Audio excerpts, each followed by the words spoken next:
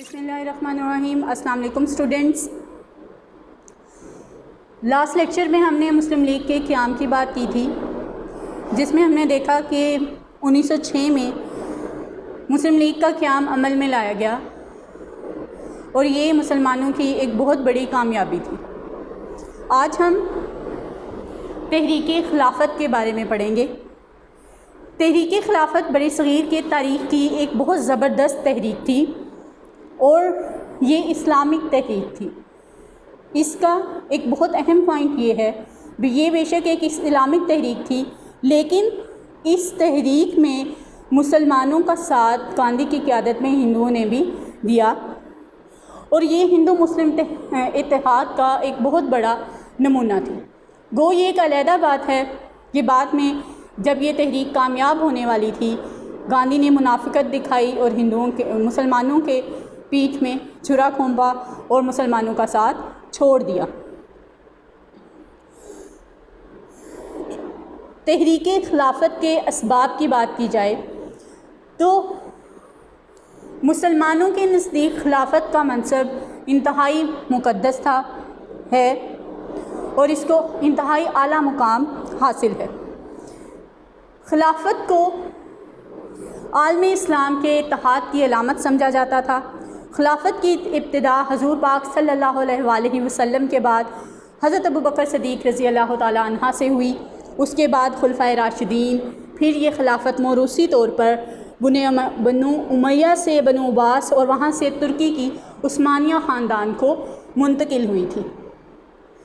اس طرح ترکی کا سلطان دنیا اسلام کا خلیفہ بن گیا اور یہ منصب تمام دنیا کے مسلمانوں کے لیے انتہائی مقدس اور احترام کا باعث تھا۔ ہندوستان بے شک ترکی کے زیر حکومت نہیں تھا، برطانیہ کے انڈر تھا، لیکن ہندوستان کے مسلمان بھی ترکی کے سلطان کو خلیفۃ المسلمین سمجھتے تھے اور انتہائی تقدس کی نظر سے دیکھتے تھے۔ 1914 میں پہلی جنگ عظیم شروع ہوئی۔ اس جنگ میں جرمنی اور برطانیہ کی جنگ تھی۔ جرمنی اور بدقسمتی سے جرمنی کو شکست ہوئی تھی اور ترکی نے جرمنی کا ساتھ دیا تھا۔ اب برطانیہ جب جنگ جیت گیا، جنگ کے دوران برطانیہ نے برصغیر کے مسلمانوں سے معاہدہ کیا کہ آپ اس جنگ میں برطانیہ کی فوج میں لڑیں، کیونکہ بہت سے ہندوستانی برطانیہ کی فوج میں کام کرتے تھے، برطانیہ کی فوج میں شامل تھے، تو انہوں نے مسلمانوں کو یہ یقین دہانی کرائی کہ جرمنی کے خلاف جنگ میں ہمارا ساتھ دیں۔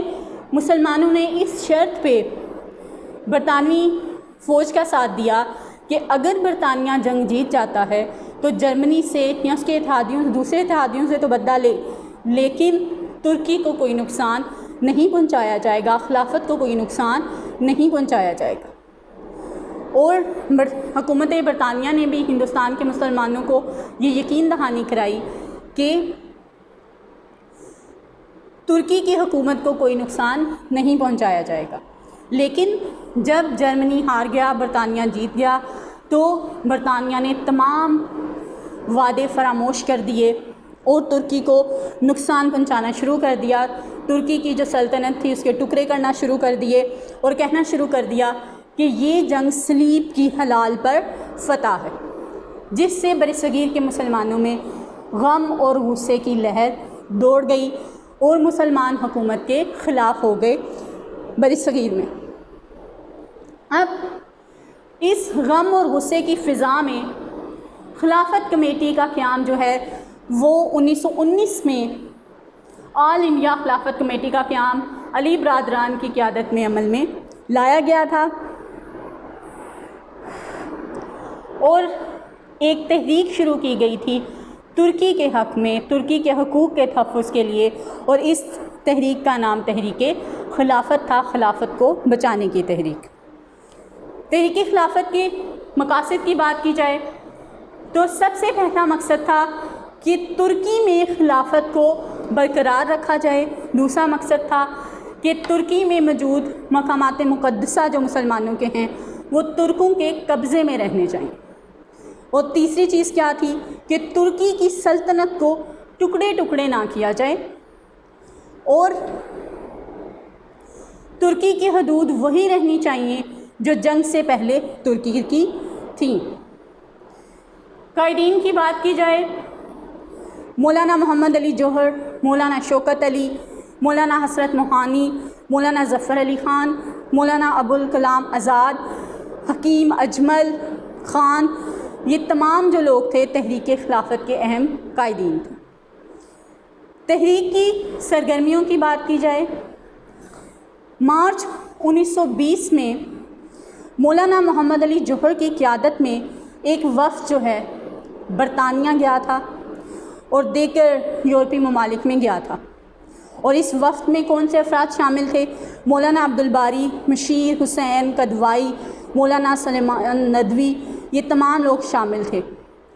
اور اس وفد نے بہت جرأت مندانہ طریقے سے برطانیہ اور یورپی ممالک میں اپنے موقف کو پیش کیا تھا کہ ترکی کی خلافت کو اور ترکی میں جو مسلمانوں کے مقامات مقدسہ ہیں ان کی حفاظت کی جائے، یہ مسلمانوں کا حق ہے اور مسلمانوں کے مطالبے کو ماننا چاہیے۔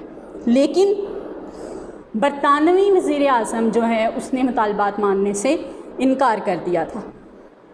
اس کے علاوہ طبی وفود جو ہیں وہ ترکی میں بھیجے گئے تھے تاکہ جو زخمی ہیں، جو بیمار ہیں، ڈاکٹر نرسز بھیجی گئی تھیں تاکہ لوگوں کی مدد کی جائے۔ مالی امداد جو ہے ترکوں کے لیے بھیجی گئی تھی، اور مسلمانوں کی اپیل پہ بھاری تعداد میں لوگوں نے کرنسی، عورتوں نے اپنے زیورات جو ہیں ترکی روانہ کیے تھے، تحریک خلافت کے فنڈ میں جمع کروا دیے تھے۔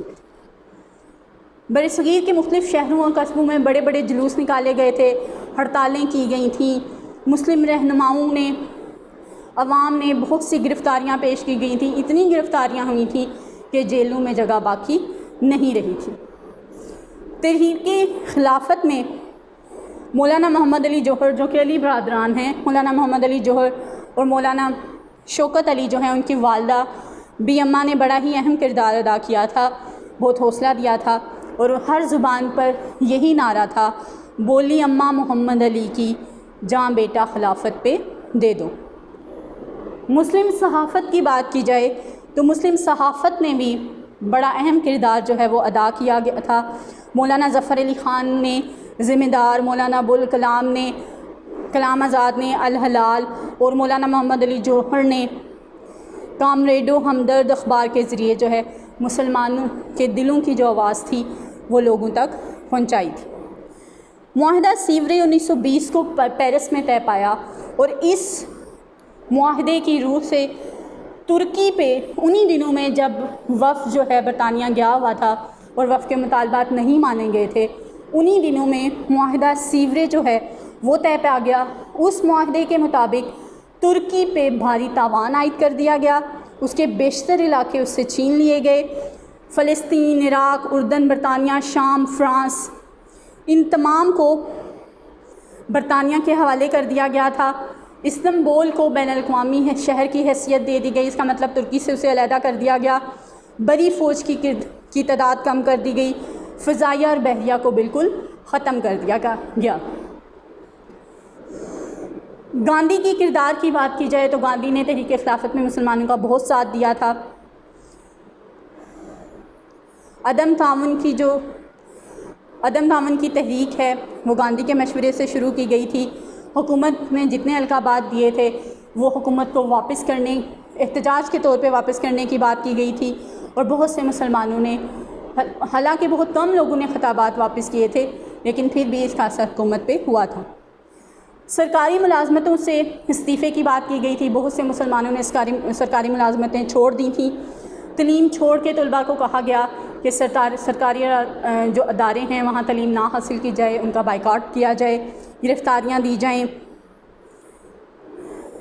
ٹیکس نہ دیے جائیں، حکومت سے ملنے والی امداد جو ہے اس کا بائیکاٹ کیا جائے، تاکہ حکومت کو یہ باور کروایا جا سکے کہ حکومت کے اقدامات سے عوام خوش نہیں ہیں۔ اس کے علاوہ انتخابات سے بائیکاٹ کی بھی بات کی گئی تھی۔ سودیشی تحریک جو ہے وہ گاندھی نے سٹارٹ کی تھی۔ سودیشی تحریک جو تھی اس کا مقصد یہ تھا کہ ولایتی کپڑے کا بائیکاٹ کیا جائے، یورپ سے جو کپڑا بن کے آ رہا ہے اس کو نہ خریدا جائے، نہ دوسری چیزوں کو خریدا جائے، بلکہ خود چرخہ کاٹ کے خود چیزیں بنائی جائیں اور ان کا استعمال کیا جائے تاکہ یورپ کی منڈی کو خسارہ ہو۔ اس تحریک کے تحت خود گاندھی نے چرخہ کاٹنا شروع کیا تھا اور گھر گھر لوگوں نے چرخے کاٹنے شروع کیے تھے۔ جامعہ ملیہ کا قیام جو ہے عمل میں لایا گیا تھا اور جامعہ ملیہ نے یہ کہا تھا کہ ہم سرکاری امداد نہیں لیں گے، اور اس انکار پر طلبہ اور اساتذہ نے مل کر وہیں پہ جو ہے جامعہ ملیہ اسلامیہ کی بنیاد رکھ دی تھی۔ تحریک ہجرت جو ہے اس کی بات کی گئی تھی۔ ہندوستان کو جو ہے دارالحرب کا نام دے دیا گیا تھا کہ جہاں ایسی جگہ جہاں مسلمان نہیں رہ سکتے۔ اس تحریک کے تحت بہت سے مسلمانوں نے اپنی جائیدادیں اونے پونے داموں بیچیں اور افغانستان کی طرف ہجرت کرنا شروع کر دی، لیکن راستے کے مصائب کی وجہ سے، تکالیف کی وجہ سے بہت سے مسلمان جو ہیں اس تحریک میں اپنی جان کھو بیٹھے تھے، لقمہ اجل بن گئے تھے اور آخرکار یہ تحریک ناکام ہو گئی تھی۔ ہندوستان کے مشرقی ساحل پر ایک عربی نسل کا قبیلہ آباد تھا، موپلا قبیلہ۔ انہوں نے بھی تحریک خلافت میں حصہ لیا تھا اور بغاوت کر دی تھی۔ انگریزوں نے اس بغاوت کو کچلنے کے لیے انتہائی سختی سے کام لیا تھا اور بہت سے موپلوں کو شہید کر دیا تھا۔ چورا چوری کا واقعہ پیش آیا تھا 5 فروری 1922 میں۔ اس واقعے میں ایک مشتعل ہجوم نے یو پی کے ایک گاؤں میں چوری جو ہے اس کے ایک تھانے کو آگ لگا دی تھی، جس میں پولیس کے اہلکار موجود تھے اور 22 پولیس کے اہلکار جل کر ہلاک ہو گئے تھے۔ اس پر گاندھی نے اعلان کر دیا کہ میں تحریک خلافت سے علیحدگی کا اعلان کرتا ہوں۔ حالانکہ اس ٹائم تحریک خلافت کو گاندھی کی بہت ضرورت تھی۔ مسلمانوں کے رہنما جو تھے وہ تمام گرفتار ہو چکے تھے اور مسلمانوں کو قیادت کی ضرورت تھی۔ مسلمان بہت نقصان بھاری اٹھا چکے تھے، حکومت بھی انڈر پریشر تھی، لیکن اس موقع پہ آ کے گاندھی نے کہہ دیا کیونکہ یہ تحریک اب تشدد والی بن چکی ہے، لوگوں کی جانیں لی جا رہی ہیں، اس لیے اب میں اس تحریک سے علیحدگی کا اعلان کرتا ہوں۔ اور گاندھی کی منافقت کی وجہ سے یہ تحریک جو ہے سرد پڑ گئی تھی۔ گاندھی کی سیاسی کلا بازی کے باوجود مسلمانوں نے تحریک خلافت کو جاری رکھا ہوا تھا، لیکن مصطفیٰ کمال پاشا نے خود مارچ 1924 میں ترکی سے خلافت کے خاتمے کا اعلان کر دیا تھا کہ ترکی سے خلافت ختم ہو گئی ہے۔ اس کے ساتھ ہی یہ تحریک خود بخود دم توڑ گئی، ختم ہو گئی اور مسلمانوں کی ساری قربانیاں رائے گاں گئیں۔ تحریک خلافت کی ناکامی کے اسباب کی بات کی جائے تو سب سے پہلی جو ناکامی کی وجہ ہمیں نظر آتی ہے وہ ہے وفد خلافت کی ناکامی۔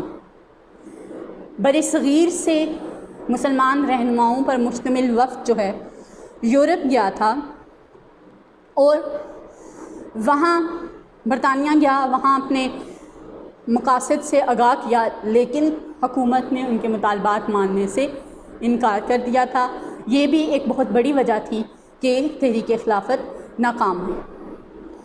تحریک ہجرت، جس کے تحت بہت سے لوگوں نے ہندوستان کو دارالحرب سمجھ کر افغانستان کی طرف جو ہے ہجرت کی، ہزاروں مسلمانوں نے افغانستان کی طرف ہجرت کی اور حکومت کے ساتھ عدم تعاون کیا، مشکلات برداشت کی، لیکن